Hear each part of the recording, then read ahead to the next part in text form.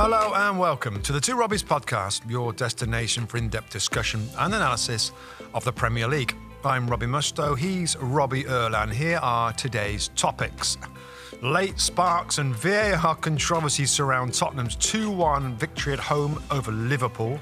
Pep Guardiola could only watch from the stands as his Man City side dropped their first points of the season in a 2-1 loss at Wolves. The red half of Manchester didn't fare much better as Manchester United lose to Crystal Palace 1-0 at Old Trafford, and Ollie Watkins delivers a hat-trick as Aston Villa rout Brighton 6-1. That's what we've got coming up in today's episode. Well, my friend, if ever there was a weekend for a podcast, for delving into the detail of the Premier League, this was the weekend. We have to start with the biggest story,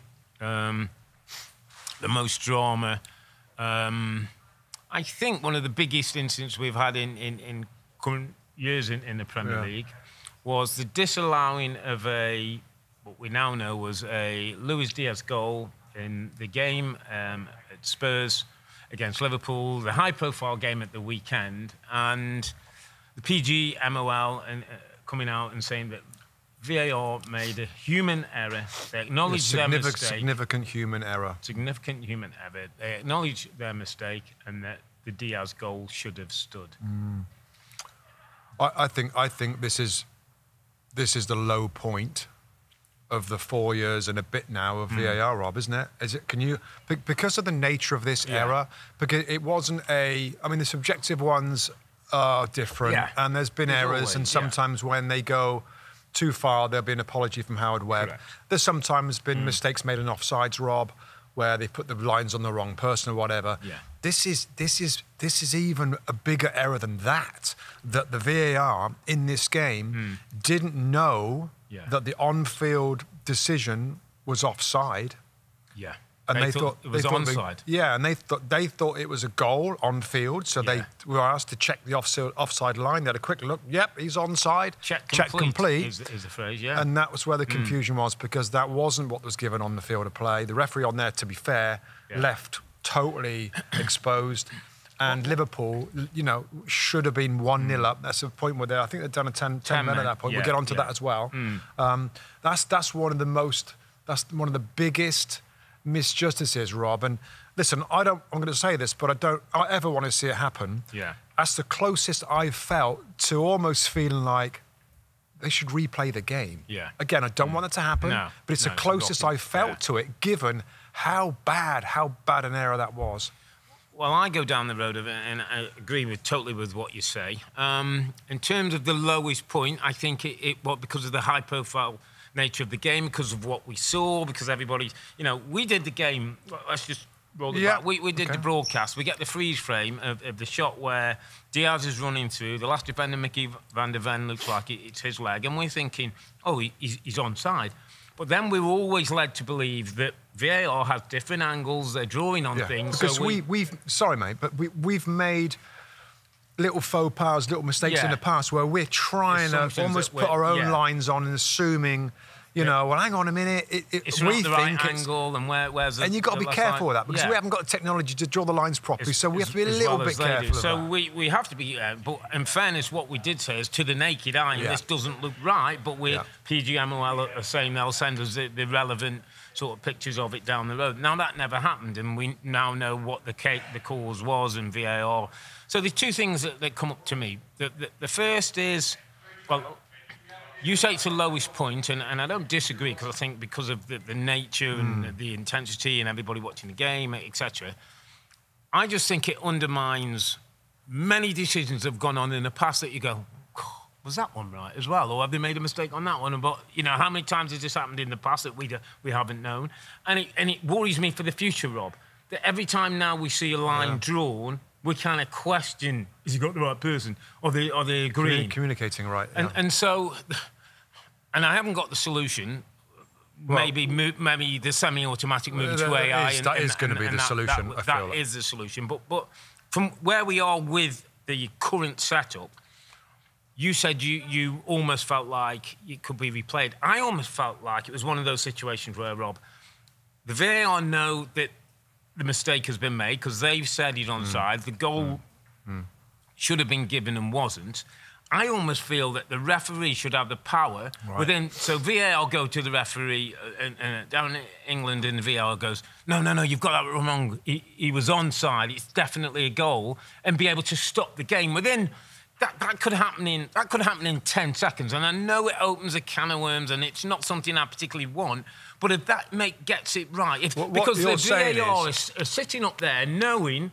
The mistake has been made, that Liverpool haven't got the goal, and we're carrying on as if everything's normal. Sorry, just to throw the context around that, because as soon as the free kick for offside was played, which happened pretty quickly, then the game has to continue. You're not meant to go back after the game has been restarted. I almost feel like there should be special circumstances where, and I'm not just saying, I'm saying that because of Liverpool, and it changed the game, and it had been a different game, and Liverpool's unbeaten run and all that. But if this is Tottenham, Rob, and Tottenham are in a situation, I'd say exactly the same thing. It isn't about any club. No, it's about getting to the right decision. And if 10 seconds after the ball's been kicked on the free kick, the referee's able, because the referee must have known, and the VAR have known, the referee must have known that he's made the wrong decision. No, because the referee thinks VAR thinks they were backing up his... Correct, but as soon as they take the free kick, the guy in VAR down in England knows that that's not the correct thing. Sure, he must have said to referee, or do you think he hasn't said anything? Yeah. I'm so sure what you're saying is like, well, that looked like a free kick for offside. No, it was fine. Everybody just carried on, just say, if we carry on, they won't notice. Yeah. I don't know. I mean, that's we had a long chat today on our air about it, Rob, and we did straight after the game yesterday. We kind of looked at it and like, wow, this kind of looks onside, waiting for confirmation. And then that came when we got off air yesterday about the mistake that they made. I just, I don't want to go on about this, Rob, but for those four, we understand it's four people. And we went to Stockley Park, by the way. We went there and saw how they kind of did this. There's four people. And within those four, they didn't realise that the on-field, it was communicated badly. Maybe there was words from the referee. Like, I don't know, I just don't get it. Because we look at the pictures, we see the linesman like that with his flag up and like, Luis Diaz not celebrating, and he stopped the celebration. We saw a shot of the flag, a camera of the flag going up, and it's like everybody realised that on-field is offside, apart from the most important people. And the VAR crew. So a really bad day for them. It's a bad day for Howard Webb, a guy that came in, Rob, and was all like, we're going to make this better. Great reputation. He's a great guy. He was a great referee. Brilliant record as a referee. Good talker. He's under pressure a bit now, Rob. He's under pressure. He and his group are under a little bit of pressure now. The semi-automatic, we saw it worked brilliantly at the World Cup. My understanding is that it's being used in the Champions League, also in Serie A. The Premier League clubs, by the way, everybody, it's not the PGMOL, the Premier League clubs voted not to bring it in. Do they not feel it's developed? There must be something about it that they feel is not quite ready, whether some of the stadiums have to have extra, I don't know, it's for cameras and stuff, but we saw it work in the World Cup, and it's like, this is so quick, it's brilliantly done, super quick, you'd lose the time, added time would be less because you're not looking at lines and drawing lines, it would save that as well. Takes out the human error, doesn't it? Takes out the human error on that. The other thing I would say on that, Rob, is we've got the best league in the world. Look at what we're going to talk about. Look at the quality. Get the best refereeing system you can in the world to back it up. And the staff, whether it's retraining new people. There's quite a few now mistakes that have been made where there's been apologies. We're almost at the point where we need a VAR for the VAR. And that's specialists, Rob, top class specialists who are delivering the thing. What's Ron's stuff, mate? Should we continue with the controversial moments in the game? Should we do that? We'll get to the football and stuff that we saw. The other one was Curtis Jones, Rob, and it's fairly early in the game. And this is split opinion from former players and for pundits about what this was. Arlie Dixon was pretty strong in commentary, thinking that it was a genuine attempt to win the ball, that his foot was on the ball, it followed through, and it unfortunately caught the player. It was Yves Bissouma, wasn't it, the player? Yves Bissouma was the player, I saw it as a clumsy skim the top of the ball, and when you see the studs with a straight leg and the studs up hit the shin, and his leg kind of bow a little bit, his ankle turned over on the base of that force, I just thought it was a red card. I would agree, Robin, and I think the important thing to say here is that we work together, but we don't necessarily have the same view. We see things from different points, and it isn't that we ever collude or say, what do you think? And we both get the same answer. I thought exactly the same. I do feel as though, and I respect everybody's view and opinion, and the Lee Dixons and others around the world who said, they thought he bounced off the ball. And I get that, and I understand that, Rob. But eventually, the studied boot is high on the shin. It's forcing the leg back. Yeah. It's endangering the safety of an opponent. That's a red card. Yeah. Now, I was, as ever, you always read up after and watch shows and get other people's opinion. And heard a good phrase, and it's a phrase I picked up last week when somebody took, I think it was Andros Townsend, was doing commentary, co-commentary recently, and he said, that's a modern-day penalty, where people run up, stutter, put it in the net. He said, that's a modern-day penalty. I thought yesterday is a modern-day red card. I think sometimes when we've played, Rob, maybe in our day, you could get away with that. I got a bit of the ball, and then you get a thing. If you are adhering to the letter of the law, if the referee's looking, did that endanger the safety of opponents? That's it. It doesn't matter whether you meant to. The intent was taken out of the laws a long time ago on those challenges. Does it literally endanger the safety? And listen, I also understand that there's other challenges that happen to endanger, because that's the nature of the game. It does have challenges like that. Yeah. But when there's a direct challenge, and I think the stud's up, it's regarded as being reckless. And again, that for me. But again, even if they are, whatever they do on that's a subjective call, Rob, isn't it? Of course. And those ones, sometimes you're going to get it, sometimes it's going to go a different way, which isn't ideal, by the way, when you've got VAR. Was it a clear and obvious error, actually? If it was on field was a yellow card, I guess the VAR thought that's a clear and obvious error. And he went, the referee goes over, and he was there for like 5 seconds. He saw it like, you're right, this is something I missed.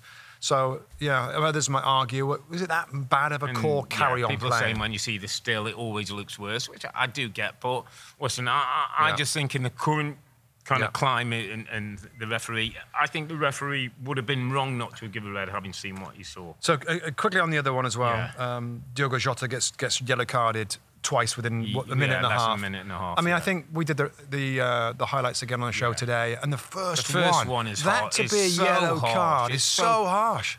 And because of that, and I know that referees shouldn't, but because of the first one, I almost feel the second one, if he'd have gone, Diogo, you've just done that, you've done that, I could have got you, be careful, I would have been okay with that. Totally. I don't feel like the second... But I don't often like that, Rob. No, I don't often like it. I'm a bit of a black and white guy. Based on 90 seconds of the first one that he doesn't have any contact, virtually, Udogie goes down. The second one, he comes in, it's not the worst challenge in the world, and he can have a word with him. I think if he'd had a word with him and carried on, I don't think anybody's going crazy to say, Diogo Jota should have got 2 yellows. I just think that was a little bit more common-sensey. Come on, Diogo. But it is what it is. It's hard to argue that it's not a second yellow on its own merit. So, on its own merit, I suppose. And there the first one's really harsh. He hardly touched him. Liverpool are down to 9, Rob, but not out of the game. No, you know what? And at 10 men, I thought they were good. This was... Oh, gosh, how do you say it? But I was impressed with Liverpool. Yeah. This game, and there's a ton of drama and, really, really, unlucky. Well, it's not even strong enough. That's a bad outcome for Liverpool, given what we just talked about. Yeah, but their football was good. When it was 11 v 11, they found a lot of space. They looked strong. They had a lot of areas to play. And we talked about the midfield area might be a situation. Liverpool looked absolutely fine with that. Szoboszlai can work his socks off getting back. McAllister puts his foot in. And I thought when you're watching a game, it's like, oh, wow, Liverpool are going to score soon. Yeah. And then it goes to 10 and everything else happens. Were you... I mean, it's hard to evaluate much else, Rob, isn't it, given what we saw? It takes so much away from the game, and then you lose 2 men, and then they've got to go to one. But still, Rob, even with 9, there was still a threat of counter-attack with Salah's pace. But it's hard, isn't it, with 9? Yeah, it is. You've got flipping 8, it's 5 and 3, I still wasn't it? wasn't thinking they were going to concede. I kind of felt they were okay. Yeah. Back four, I thought the back four was solid. Gomez grew into the game. Matthew and Van Dijk were solid enough. Robbo was sitting in. And in the end, I just think lack of numbers, a little bit of fatigue. Robbo getting out. It wasn't able to get out to Porro, who can put a ball in. Matip's a little bit tired. So what do you think? John Matip, again, I've heard other people say, you know what? What's he meant to do? The ball's fizzed across. He sticks his leg out. I tend to think, if that's in... And I know it's not the first half an hour of the game, but could it... Should he have got himself in line with the ball and not try and lash at it, just try and make good contact? Was it a tired lunge? I think that's an easy thing to say to somebody who's, when you're watching and you're not... Listen, he's been defending for 20 minutes. He hasn't, for me, he hasn't quite had the right concentration on his connection with the ball as it's come. He's gone to just put his left foot and think, I'll put this out for a corner and we defend the corner. And he's not had that real care where your head's down, How many times have we seen, Van Dijk do it and John Terry do it? And, that's what they do. They don't make them. Matip's a different type and he's just a little bit tired. He's a bit looser. It's a bit less concentrated and because of that, it hits his shin. And, it's a killer moment. Alisson, by the way, had come up with 2 or 3 magnificent saves. That many keepers in the league don't get. His form recently, Newcastle away, brilliant save Earle. Last weekend, brilliant sail again. He's back short, he's really, on top of his game as the team were. I was so disappointed for Liverpool because I thought there was also Jurgen Klopp. I did a little, listen to his presser and that, and it's like new Liverpool, it's new energy, it's Liverpool 2.0. Yeah. Don't keep comparing us with old Liverpool. This is my... Yeah. And I saw that, Rob. Yeah, and I felt that a little bit. It's definitely evolving. And that's where I felt most sorry for them in that they were robbed, really. Yeah, they were robbed, yeah. And I hate it when there's a man sent off, particularly in a game like this where there's so much interest in terms of how they play, who's going to win that area, that matchup's a good matchup. And when that goes taken away with a man less, I'm like... Well, he said straight in commentary, didn't he? Spoils the game. Yeah, it kind of does spoil the game. Now, that's not to say that, it's not the right these things got to happen. It's just so disappointing for everyone at home and us when we analyse the key factors in the game, less so. One factor, Rob, I just want to talk real quick, was Maddison. Yeah. And Richarlison and Heung-min Son, that goal. And that was a little insight into what Spurs have been great at. Yeah. Maddison coming way off the line, like way into the midfield area, gets turned and he's got the ability, Rob, with those defence splitting passes from him is brilliant into Richarlison. He's one of them, Rob, isn't he, who with better players looks better because his runs are happening. The runs are timed. It was a great run from Richarlison. Yeah, like, no disrespect to him, he played in a good Leicester team, but it was a little bit more functional, the old hit body of things. He's got better, clever, more cultured movement around him, and he's stepped up. I feel like that there's a I'm not opening a can of worms, but the best signing of the summer, James Maddison? He's definitely in there. James Ward-Prowse would have Szoboszlai would be in the conversation, but you're not far off. So... yeah, I just wish we'd be talking more definitively about these two teams, given what we saw. But I'm afraid what happened was... Sorry to just stop there, though. But right. Are we not slightly... And I nicked the phrase from James Maddison, certainly not my words, his, like, not so Spursy. Like, it could have drawn 1-1. I don't like that term anyway. I don't like the term anyway. And he was saying, and I'm saying it in the way that... we should forget about that. As Ange Postecoglou's team, if this is Pep, they find a way. They've won the game. They're unbeaten. They've won the game. All right, Liverpool down to 9. They've been fortunate that Luis Diaz hasn't goal in. Yeah. They're unbeaten, and they've won the way. They've won the game. And somebody said, again, I was reading, you read around, and somebody said, that's a victory for happy football. If that's Mourinho or Conte, I'm not sure the goal goes in because I'm not sure they push as many people forward as well. That's the point. Yeah. It's so different now. The whole Spursy thing is so different. The style of play is so different. The intent is so different. The style is so different. The manager's, approach to everything is so different with what he does in every moment of the game, from picking the team to picking the tactics to doing the substitutes to doing everything else. It is about possession, attacking, forward passes. That's so different. The Spursy thing ain't never going to go away, Rob. Because I'm telling you now, when Spurs have a little wobble, which they'll have a little wobble. First thing, it had nothing to do with that. I don't like the term. It's lazy, it's general, I like that Maddison's always looking to dress and say, can we forget that now? This is a different group. This is a different era. This is a different style. This is a different manager. Yeah. That was past. Let's stop looking back and enjoy what they're doing. Yeah. They shouldn't be in second place in the league table. They shouldn't be doing what they're doing, Tottenham. They shouldn't. New manager wasn't fancied. The top man, Harry Kane, left the football club. Yeah. Not a ton of new players in the window, though that after the manager was there, he brought in some good signings. Yeah. And players that are playing that didn't play under the previous managers. Nowhere near. They shouldn't be doing that. No. Second place right now, 7 games played, 17 points. Brilliant. Brilliant story for them. And I think for us, I love it. Like something a little bit different, a little bit new, unexpected. Spurs to be there ahead of Arsenal right now. Have I got the right table here? I think I've got the right table. Just on goal difference from Arsenal.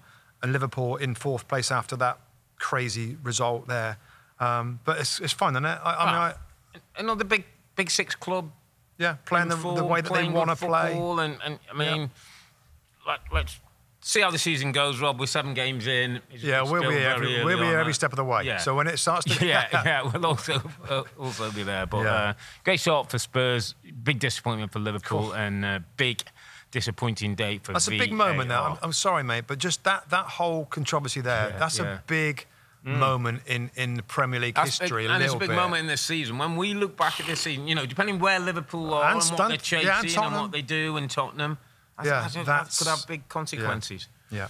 Okay, that was a big game. Spurs hosting Liverpool. Manchester City went away to Wolves. They lost midweek in the League Cup, and Pep said, quadruples maybe not going to happen. Ain't going to happen, but treble was good last year. I think we all expected City to get the job done against Wolves, and even when they go 1-0 down, you always think, well, City will come back.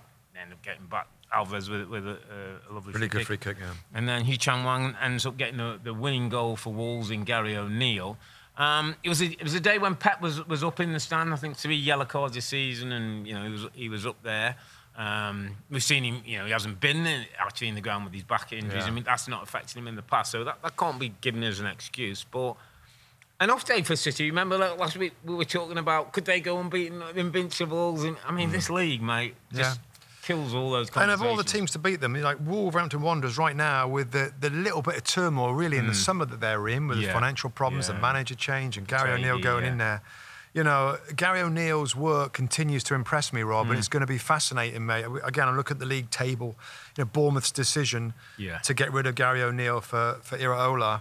At the moment, and we're only 6, 7 games in, and Wolves there under Gary O'Neill is doing a good job. Yeah, I mean, for Man City, Rodri, like we know how important he is, the ill discipline, that he's out suspended now. And I noticed that Calvin Phillips wasn't selected to play, Rob. The midfield was Nunez and Kovacic as a 2. He did come on, I think, like 20 minutes ago, Calvin Phillips came on. Is it too simplistic to say Rodri's not there, so they're not as secure? They conceded 2 goals. That was my thought. He's becoming a really important part of it. Really important. Where, like I've said in the past, they don't rely on any one player. That's one of their strengths. Might be an argument about him. Yeah, because when he's playing to the other attackers, Rodri's there, we'll be okay. I'm not sure when he's not there, they quite have that protection and that strength and that physicality. And if he needs to nick a goal, he can nick a goal. If he needs to stop a goal, he can stop a goal. He can do everything. Kovacic isn't that guy, is he? I saw Pep afterwards sort of saying, like, this league's hard. Yeah. He said it's every single week they're asking different questions. Yeah. We know they got all the games, midweek games, different League Cup, Champions League upcoming as well. It is really difficult to be competitive. And I always say it, Rob, when City or United or any of the big clubs come to my team, Middlesbrough, your team, Wimbledon, or to Wolverhampton Wanderers, it's one of the biggest games of the season. And you're up for everybody's and you're up for it as a player because the fans are up for it. It's a full house. And it just gives you an extra 10% of energy. Yeah. That they've got to deal with. This is a big game. There's more focus on it. There's more media around it. There's more excitement around it. So, an off day for them. Phil Foden come out of the game, Rob, as well. I think late in the second half got subbed out. It's like, again, this is that window with all the games going on, so it's hard to be super specific. I wasn't sure whether he did come out or not. I think they thought he'd come out, but did he stay? I think he might have stayed on. Right. Yeah, I think he might have stayed on that one. But I think it was Nunez who but that Liverpool could have, if they'd have won that game, they'd go top of the Premier League. That does give others a chance and belief that they're not going to blooming run away with it. That some people, maybe some hope for the chasing pack that we can have a real race. And back-to-back defeats for City now, League Cup and Premier League, which is something we don't often see. Just expect them to get back to business. Do you think the lineup-wise, I know he's always going to rotate, but they have got a few injuries now which we don't normally see. I mean, it hasn't overly affected him in the past, and it was a day when Dawson did a brilliant job on Haaland. Craig Dawson just decided, almost went man to man. It was old school. Okay. He blocked team, he one-headed, and he was aggressive. And Haaland didn't have a great day, I've got to be honest. He had, I think, one shot in the 90 minutes. He hasn't scored. He didn't come on in the League Cup. They decided not to put him on even when they were down. Didn't score, whatever we keep saying about him, he nicks goals that win you games or get you draws. If he's not on, it's a big miss. I mean, Alvarez is stepping up at the moment. And back to your point about relying on City, don't want to have to rely on individuals. Whether it's Haaland or whether it's Rodri or whatever it might be. So. So another team in Manchester, Robbie. Should we move on to Manchester United, Old Trafford? I mean, crikey, we could have a podcast on our own about Manchester United right now. Well, they play in the League Cup. They play Crystal Palace. They batter them. Yeah, they played really well. 3-0 battering. Amrabat comes in. I watched the game, loved it. Mount had 45 minutes next to Casemiro. Things are looking good, and you're thinking, well. Well, he's got a few changes. His back four was a little different. Gay and Anderson came back in. Ward coming in at right back from the game. Eze started. And there was no Edouard up front. Mateta started up at the top of the pitch. So when you look 11 for 11, team for team, there should only really be one winner. And I know that Roy sets his team up. He's a great tactician. He understands opposition. I think it's 5 straight times now he's played at Old Trafford. He's unbeaten, 3 wins, 2 draws. You still think Man United will get the job done. It looked like, to me, I always felt like one of my notes on Man United at Palace was decent win today and it kickstarts the season again. It almost felt like, OK, we've had that League Cup. The League Cup, that was a feel-good factor. The League Cup was a feel-good, and then a good win in the league, and that, OK, United are getting back to. All I saw in this game was scrappy football. Scrappy at Old Trafford against the Crystal Palace team that, yeah, it's been improved. It's a little different now, and they got some decent players. They're missing some of their important players. Man United are on the back of a good victory. Erik ten Hag's been there plenty of time now. 18 months. Pelestri, 18 months. Pelestri that's looked good in moments and was deserved a start. Rashford on the left-hand side. You've got Bruno, Haaland, the striker they've been trying to get. Casemiro, Mason Mount's back into the side. Yeah, there's defenders that are out. There's 3 left-backs. Amrabat's playing left-back. Where he's coming in midfield. Coming to midfield. So how is it scrappy, Rob? How is it scrappy? And how is it not now where Ten Hag loves the ball? Is like, I'd expect him to be zipping the ball around. Quick football, patterns of football. And I know when there's injuries, it's not easy to... But it's not going how we all expected it to go, back on the back of last year's third spot. I don't know. It's 18 months since he's taken the football club, and I said on the show, Rob, I still really don't know who and what Man United are. Now, he talks about wanting more possession. Now, I've seen that we saw a bit of structure last season in organisation, but I still, as a team, if they're going to play a 4-2-3-1, some teams that play that, those wide players are players who are going to go on and the number 10 is going to play a little bit like Spurs with Maddison, and you're going to get play off them. They're not groove like Postecoglou's done that. So it's a different 4-2-3-1. OK, is it more hard working in midfield? Is Bruno the guy who's going to be creative force? Are we getting fullback? Are fullbacks coming inverted? Are they going down the side? All this, Rob, 18 months in, I'm still not sure what Man United are. We'll talk about Villa and we'll talk about Brighton in a moment. And Villa beat Brighton 6-1 and we'll talk about that game. But the 2 coaches we all know exactly have ingrained a style. 18 months in, and I'm a Ten Hag fan because I think he got the right understanding of what's needed at the club. But I don't know what's Man United going to look like under Erik ten Hag. So, which is a little damning on the coach then. Because I know there's stuff around the club, the ownership and some of the players' misbehaviour or alleged misbehaviour, etc., etc. So you're also saying that even the football side of it has got a bit muddled, a bit muddied. Almost similar to everything else at the football club. It's muddled. It's not clear. There's no clarity. There's no understanding. When Manchester United get the ball at the back, how are they working it through the team?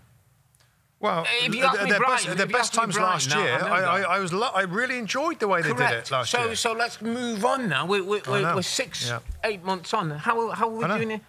The Burnley game, Casemiro looks more like an attacking midfield player now than I've ever seen him as a holding six. It looked like the desperation part of their game came in real early. Yeah. And oh God, we've got to find a way to win. Casemiro, you can score sometimes. You get up there. I mean, it was real off-the-cuff stuff.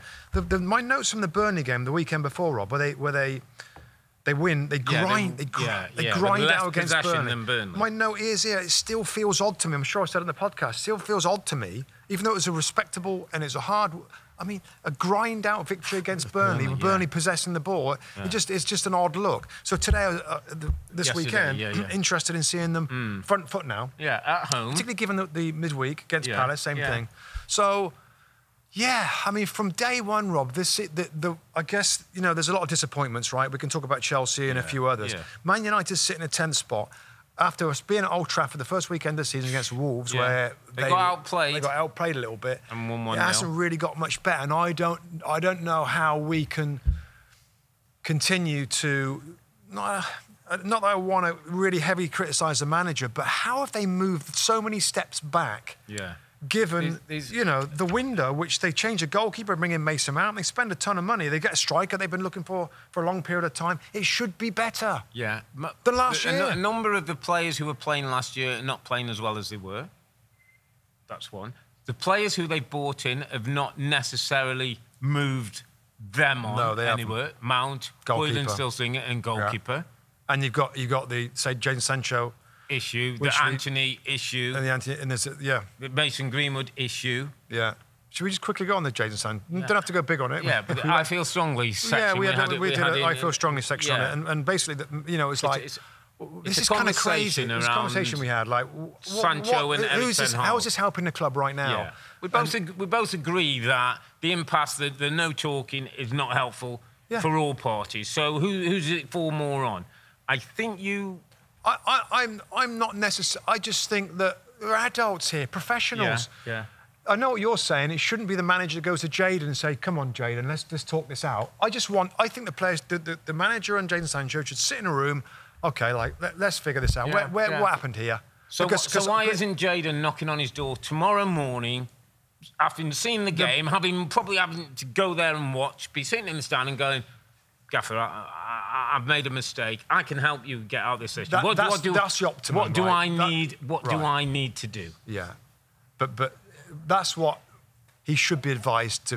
He should be advised. I think that's what you and I, as professionals who've been in the game, are like, listen, I had fall out with the managers and had to go and have difficult conversations. And you're saying that, and up to the manager, he's trying to instill the discipline. It's the player should go and say, OK, Gaffer, let's talk this out. He's in charge. All I'm saying is, from the manager, come on. You can be bigger than being a stubborn.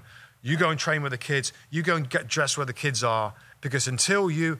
I just think that's a little old school, Rob. I get it, and I don't think... But I do believe, and again, I'm only saying that he has said things before. I think there's a couple of times, you know, he said to Jordan, your timekeeping's not great, things... and then all of a sudden, because results aren't going well, I have to change and go, come on, Jadon, would you mind? I know. Our difference of opinion was, for me, Jadon Sancho, get off your backside, go and see the manager and get playing again for Manchester. This is Manchester United Football Club, by the way. And for me, this is not helping anybody, this standoff, this stubbornness from both sides. Both. The only thing I would say, having said that, if he goes getting back on the team, he hasn't been playing that well either, by the way. I don't think he makes a first 11. So that's also something he's got to do. But it was an interesting discussion, and I'm sure our listeners and viewers will have their own view. Yeah. But, you know, modern-day management is different now, and maybe you've got to be a bit different to get the best of your players. And finally on it, you know, it's easy for me and you to say what he should do, Jadon Sancho, right?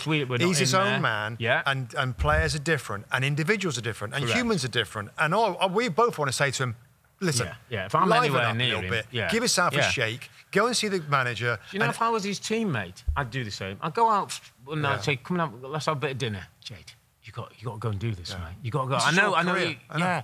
Because it's a stain on your career and your reputation. You're at Manchester United Football Club. You're taking this stance at this club.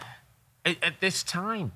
Yeah, when they need everything they can to get to try and help. So yeah, interesting debate. Hopefully over the course of the season we'll have a few more of those IFS. I feel strongly. Yeah, we'll see. Yeah, see what else comes in. Let's move it on to a bit of a story, I think, that's turning out. Unai Emery and Aston Villa.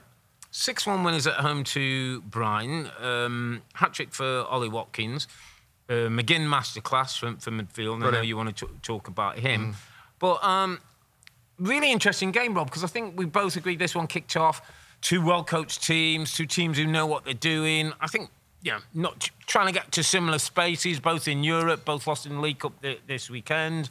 If somebody had said to me before the game, there's going to be a 6-1 winner here, I would probably have said Brighton would win the game 6-1. Well, I just didn't see. It's hard to, I think Brighton have that capacity. If they get you on one of their days and they're playing all that football, I would have said Brighton. So, and I'm saying that as a compliment to Aston Villa in terms of where they are, what they're doing under this manager is incredible. They only Man City have got more points than this calendar year. So the end of last season, the start of this season, only Manchester City have got more points than Aston Villa. I got to say, I'm really, really enjoying what's happening at Villa. Yeah. And I'll tell you why. Because Brighton, there's many, many teams that have really struggled to handle the different ways that Brighton build up.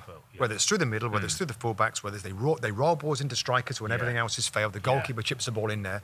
Villa were ready for all aspects. Correct. And we looked at it really closely, and the two front players for them, Diaby and Watkins, played 10 yards apart, so they couldn't, from the goalkeeper and the centre-backs, couldn't play through the middle. They go wide. Okay, so the strikers then shove them that way. The next ball has to be infield. Konza and Pau Torres ready for that ball up to the front players. They win the ball back. They strangled them. And the high line enables that.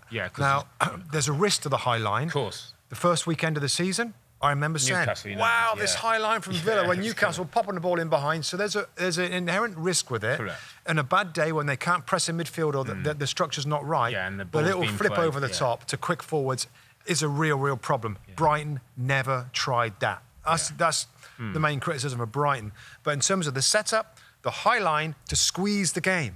So just as high line is almost a dirty phrase in football, Rob. And people don't like it because all the space behind you. But if it's done with quick forward defenders, organised pressing, the benefit is that when you play high line, that means everybody's together. You keep them in their half of the pitch. And there's like, wow, everybody's it's compact, it's tight, and it's hard to play around it. So that, just in terms of the tactical setup, well done Unai Emery, because that side of it worked well. And you've got other players that showed up, and some of the football and the way that the fullbacks create the width, not the wide players in midfield. That was McGinn and Zaniolo. They could come inside. I mean, I don't want to go on about that because it can be a little bit dry, the tactical side of it. But for our listeners and viewers out there, it's different.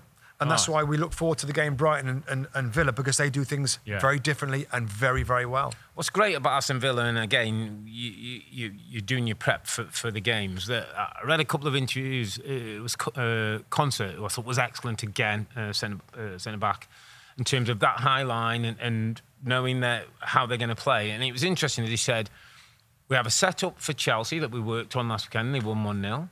We'll have a different setup for Brighton, which you say is not lying them central, letting the ball go wide, gets played in. Like tweaks to their grand So they have the brand blueprint of how we're going to play and what we're going to do, but we need to tweak this because it's Brighton and they're going to play this way. And that's what top-class coaching is all about. That's the difference between Steven Gerrard and Unai Emery, right there. And it's been an obvious improvement since the manager's gone there. Just on individuals, Rob, and I want to take this opportunity to bring in my underappreciated performer of the weekend. And it's not going to be Ollie Watkins. I think he's pretty appreciated in general what he's doing. Maybe not the England manager, maybe not. Him, but he might make Gareth Southgate, maybe not. He was there at the game, actually, Southgate, so maybe October's it's a good time to get a hat-trick in front of him. The internationals. But my underappreciated is John McGinn.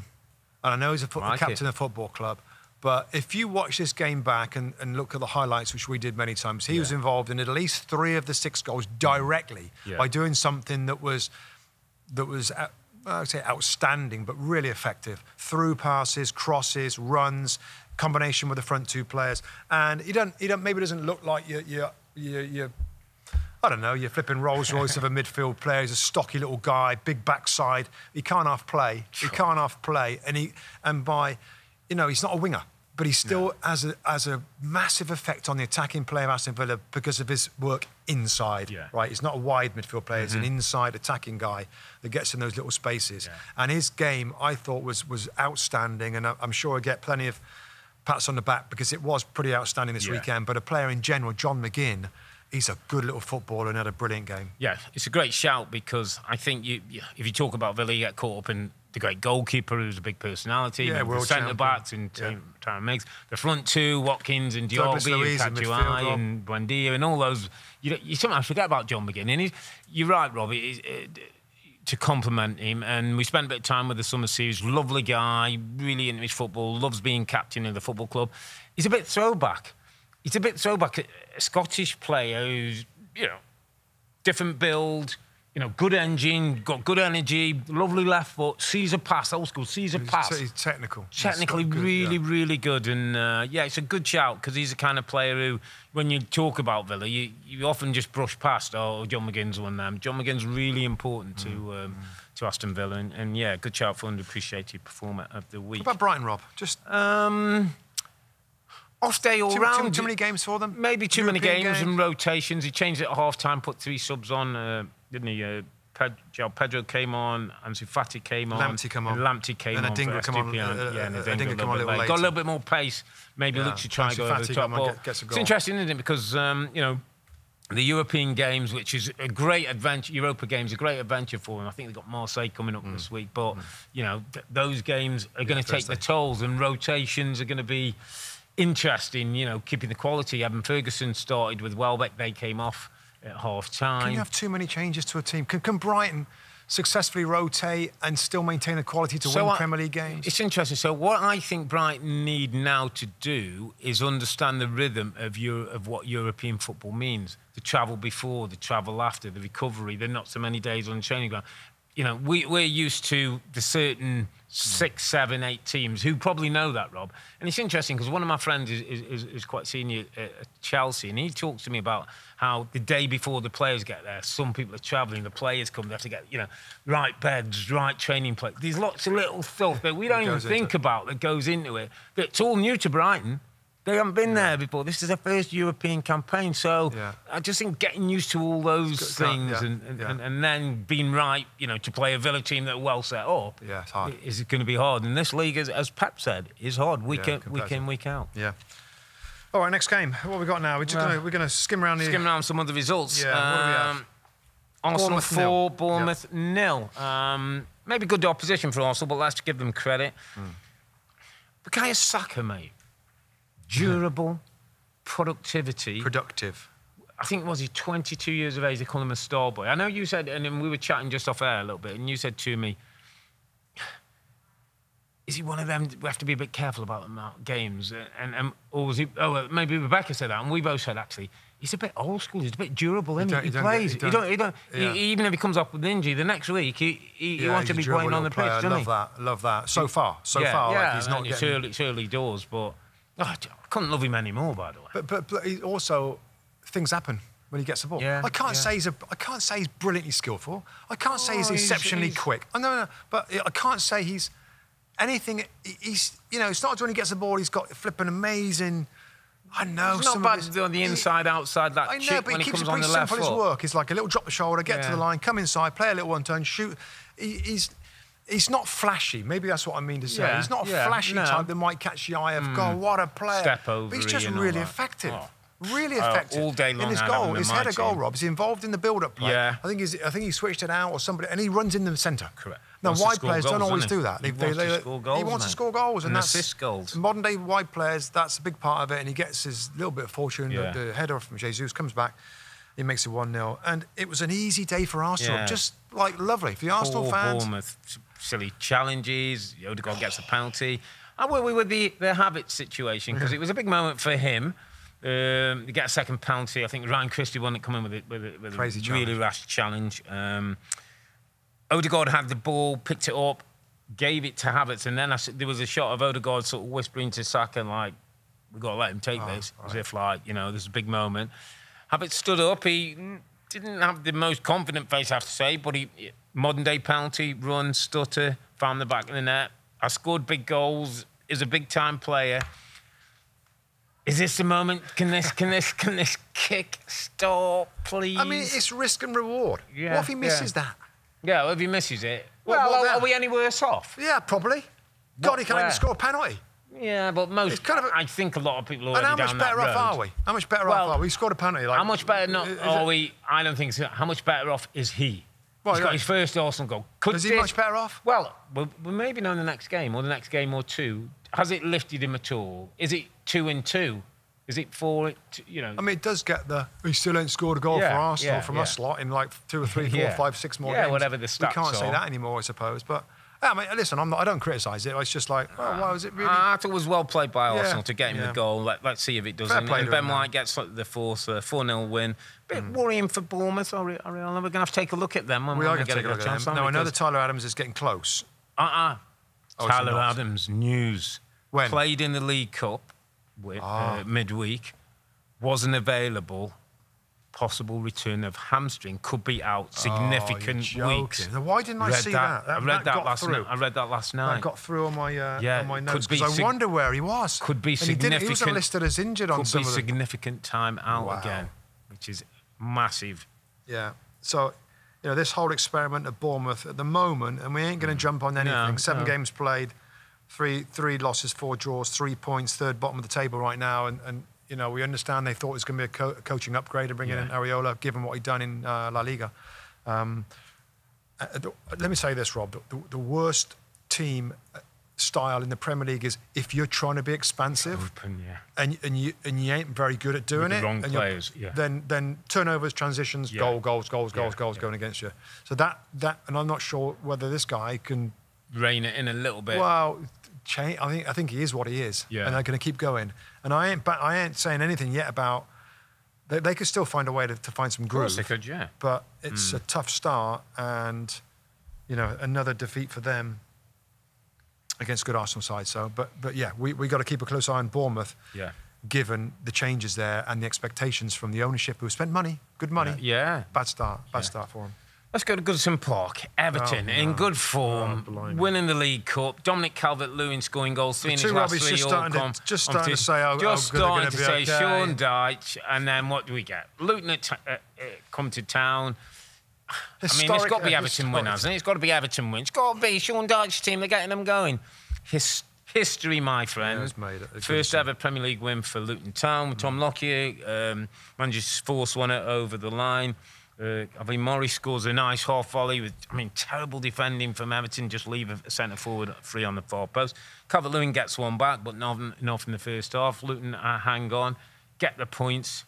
I'm going to go straight to my underappreciated performer of the week, my friend. And it's the Luton Town manager. It's Rob Edwards, who's had to maybe endure a little bit of, what's the word? People... Ridicule? A little ridicule, belittling a little Luton here, a little Kenilworth of Kenny. They'll play there. Look how many fans. Look where it is. Almost like writing them off early. Like they haven't won a game. They can't get a point. They haven't scored goals. It was disrespectful. And Rob Edwards has been very forceful in saying about what his team are here. They're going to come and try and add a bit of chaos. He's going to do it in his way. He's a good manager, Rob. Remember, Forest Green had a great reputation. Went to Watford, was there weeks, which was a typical Watford thing. Luton pick him up, he gets promotion. He wants to play football the right way, and I think he wants to be a progressive coach. He's got all the credentials. He needs to make sure they stay in this year and find the balance between playing the football that you said and being a little bit expansive in that and having possession, but not being too easy to play against. Now, this win, based on a draw last week, Rob, will give them confidence. 4 points. They're 1 point behind Chelsea. 1 point behind Chelsea Football Club. If Chelsea lose tomorrow and Luton win on Tuesday, they play that game they got against Burnley, they'd go above Chelsea. Yeah, they're out of the bottom 3 right now, Luton. Yeah. The season finished, they stay up. Yeah. I don't know. It's really early, of course, now, but it's so important for the team, for the club to have a little bit of belief. And I've liked how he's gone centre stage and come across well and talked about his team and stayed with his team and said, we'll get better, and I like it. You had a big celebration afterwards. Yeah. And that's okay, isn't it? Correct. Absolutely. First ever win in the Premier League. Yeah, it's a big deal, isn't it? Oh, I'd still be going, mate. Great win. Well done, Luton Town. I mean, brilliant. Again, there's all these games going on in the same window. Yeah, we can't see everything. Let's really take a better look when we get on one of our main game windows. But that's a massive result. And for Everton, when you just think, God, they've got some players coming back, Calvert-Lewin's okay, Jack Harrison's fit again. Everton. Everything else, everything pointed to an Everton home victory. You're potentially getting towards a mid-table, and the thought of a decent, non-dramatic season from the Toffees. That doesn't happen. I don't think it happens, does it? Wow. Let's move it to St James's Park, Newcastle United. 2-0 winners against Burnley. Beautiful goal by Almiron, and then Isak gets a penalty.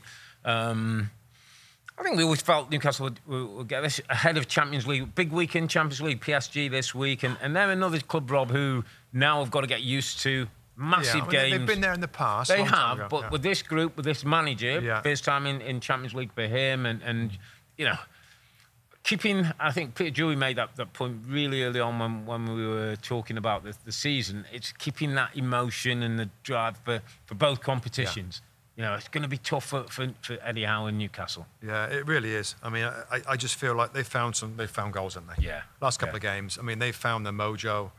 All the front players now. I think Almiron was a bit of a concern. He hadn't scored many goals. He scores a beautiful goal in this game. Isak kind of starts brilliantly, goes a little bit quiet. Callum Wilson comes in. Wilson's injured again, and Isak scores. Yeah.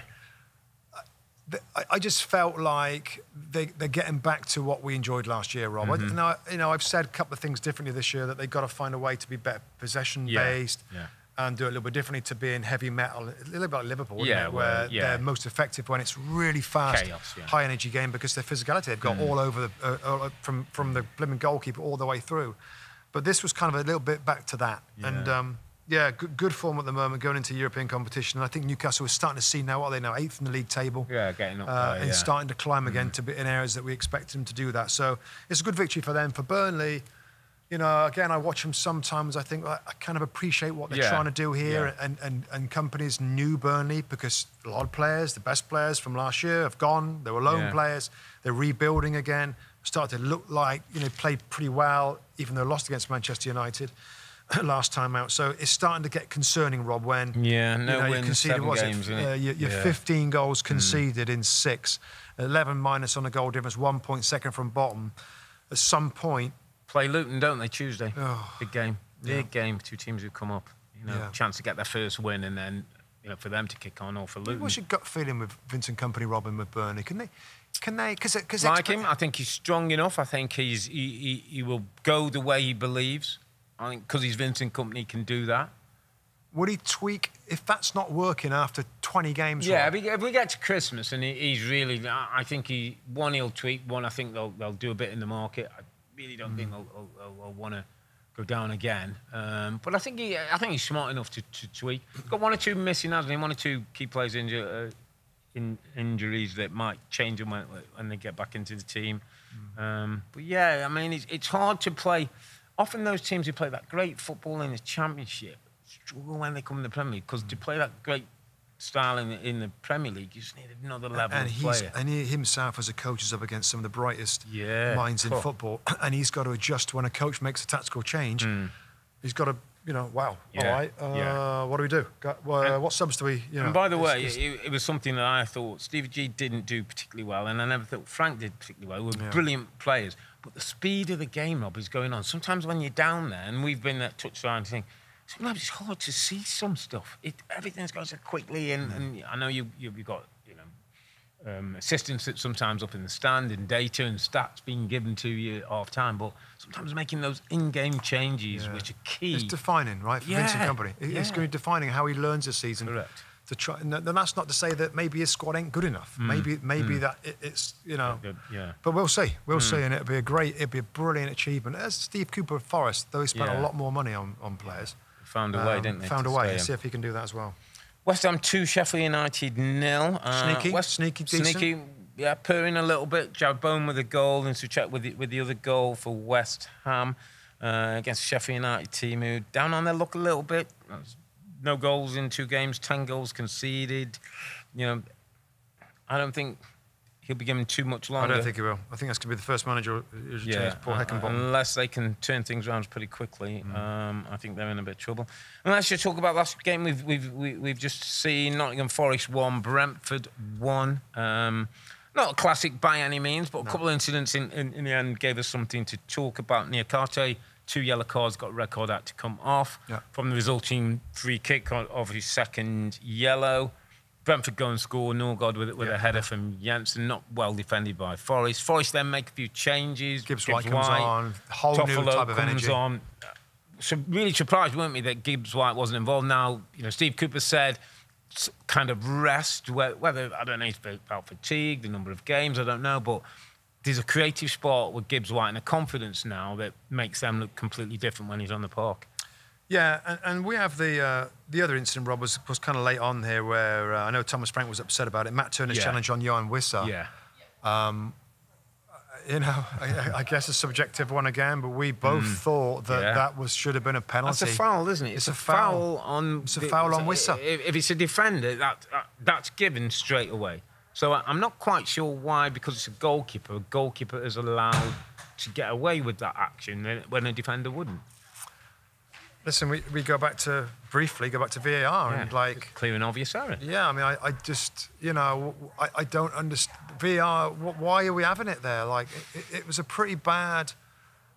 It was just a mistime, well, not mistime, but Wissa's so quick there. As soon as he gets the ball first and pokes it, the contact comes in from Matt Turner's leg, and it's like, well, you know, it's harsh because he's so quick, Wissa, but it's a foul. Played, but it's a foul. Yeah. Well, so, we spoke to Matt Turner, didn't we, after the game? He came on... and was great and very open, and I asked him about the penalty, and he sort of said, well, he didn't really seem, you know, I didn't take a great torch, but, you know, he said, I didn't fully go through with my foot. Maybe that... Yeah, I mean... Hope he's got a good lawyer. He went through enough to but he did say he was lucky. Yeah, he was a bit lucky, and, you know, if VAR had looked at it, it could have gone the other way, and I would have been off. But about a point apiece for both these teams. Brentford, you know, not quite clicking. Obviously, you talked about it, the quality that they lose with Tony. Yeah, the goalkeeper's gone now, and you've got some couple of injured players. You know, it's not. We shouldn't assume, Rob, that Brentford are going to be a mid-table ninth last year. I think. I don't expect them to be down fighting relegation. I don't. They're too good for that. They're well organised. Got a great manager. You can't win every week. You know, sometimes you're going to go through difficult periods and. I thought they started the game poorly. They got better. Yeah. They ended up being the better side, I thought, throughout. After the first 20 minutes, of course, it helps when you get an extra man as well. But they couldn't find a way through, and the game finished 1-1. Okay, my friend. It's not something we normally do on the podcast. But why not? Well, let's just finish up. Fulham-Chelsea. It's a West London derby. Yep. Under normal circumstances, this would be a banker away win because Chelsea just have been too good over the past. But it's Fulham team in decent form, well coached. I don't think I had a bad start to the season. They sit 12th at the moment. Yeah, steady. Yeah. You know, and with a win, would jump up. You know, they sit above Chelsea, who... It's a Chelsea, Rob, who... I know you're doing the game with Danny tomorrow, and I know this will date, so... But just in terms of... You know, people talking about Pochettino and about money spent and you know, the XG of expected chances and that, you know, the way you look... The XG is high, yet they can't find the goals. Nicholas Jackson, 5 bookings, is not available. That's pretty hard to do in 6 games. Yeah, 5 bookings. I mean, incredible. More bookings than goals. Yeah. Well, I haven't changed much on Chelsea from the first. Well, actually, after the first weekend, because the first weekend they looked pretty good. Yeah. And I expected them to be not as good. And they're against Liverpool. Wow, they look pretty good. After that. They've struggled to put much together. I watched their game pretty closely in midweek. Well, the League Cup game. Yeah. Well, they ended up winning the game. Jackson scored, didn't he? Yeah. But up to the Hill's goal, they weren't good. Well, their football wasn't good. Because the football hasn't been too bad, has it? It's been the last but it wasn't in this game. I know. But then I went back and we've done a little package of chances and what's going wrong for Chelsea. Yeah. And when you look at some of the football, the chances they've created, some of the football's been actually really good. Yeah. And when you listen to Mauricio Pochettino, he's strong on that. Like, the stats say we're pretty good. It's just the finishing, which is right. But I don't think the football's been that good. Okay. But at moments, they've carved through teams really well. Yeah. And the problem has been erratic finishing. Nicholas Jackson, who scored, of course, and he looks the type to get chances because he runs in behind a lot. Yeah. He sniffs out. I like that about him. And Raheem Sterling. So I've got a few clips of like 3 or 4 attempts. It's a snatch from Sterling, or it's a chance where... was it really early on where Nico Jackson leans forward and puts it over the bar? Okay, yeah. He's one-on-one the last game, I think, and the goalkeeper makes a save. It's like the football, and Mudrik's been involved pretty well, by the way. Yeah. Mudrik has actually made some nice assisting passes and been involved. He's got on the outside, got crosses in. He looks a bit better, but the final piece is what's lacking, as well as. And Conor Gallagher's tried to do it. More guys in the box, more runners in midfield. They're playing mostly 5 at the back. Yeah. I know it's only 3 mostly, but it's still wing backs are still 5 players that aren't really going to be around the goal when the ball goes in there. So, I guess it's tough times. That they could do with a victory in this game. And it's the finishing. And now Nico Jackson's out suspended because of that. Yeah, he misses a game. He'll miss this one. Kunku is obviously the one that they're talking about. Or Broja is available. Does he play Sterling as a false 9? That's his choices, really, I think. Again, I'll go back to the point I make. I just think it's going to have to be... This is going to be patience and, there's going to have to be some rain before the rainbow. They're going to have to go through some more difficult times. And Pochettino's got to stay with them. I think, like you said, we'll find out, we'll sift out the quality potential from the not-so-quality potential. What, in the Chelsea squad? In the Chelsea squad. Yeah, that still was my worry. There's some that will come, and I think there's some that will drop, and they'll have to work that out. Yeah. And in the January window, if they can, they need to find a striker, and I know Ivan Toney's been mentioned, we talked about that. Or do they have to wait till the summer, next summer, when you've got more time, you can find... It's no use going buying a striker in the summer in January if it's not the right guy. It's not the right guy, because that doesn't help you. It just clogs up the system. And when is it where the Chelsea ownership say, "Oh, all right, like, come on, we can't spend much more." Like, no, it's not an endless. But we haven't had a striker, have they? That's the one area that. Well, they've got Kunku and they've got Jackson. Yeah. But how much more can they spend, Rob, when they're sitting? I mean, they're a point out of relegation zone right now before tomorrow's game. So, hopefully we start to finish the chances a little bit. I still think they're going to struggle to get enough goals, given the setup, given the individuals, and that's going to be their problem. It's going to stop them running up back into the top 6 of the league table. Need Sterling now to stand up, don't they? Yeah, it needs to be a consistent, regular scorer. 200 games or something coming up, big chance for him. Listen, mate, we're going to wrap this up. We started with VAR, which this weekend meant very angry Robbies. Not happy with the goal that was ruled out in that big game as Spurs ended Liverpool's long unbeaten run. Not a good week for Manchester either. The champions, they went down for the first time this season. The Reds lost for the 4th time this season as Aston Villa put 6 past Brighton. And congratulations to Luton Town and Rob Edwards. Premier League history for their first Premier League win. Look out for our next podcast. That's next Sunday, October the 8th, when we'll recap Matchweek 8, when you'll see the big game as Arsenal hosts Manchester City in a big top-of-the-table clash. But for now, I'm Earle. He's Mustoe, together with the 2 Robbies. Thanks for watching and listening. Be safe, stay healthy. It's a good night from me. And it's good night from him.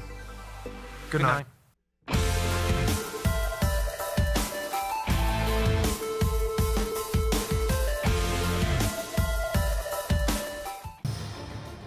Hi there, I'm Rebecca Lowe, studio host for NBC's coverage of the Premier League. Don't forget to hit subscribe to watch more videos all season long. And for even more Premier League content, from original series to live matches, head over to Peacock. And be sure to tune in for Premier League mornings every weekend on USA Network and on Peacock. We will see you there.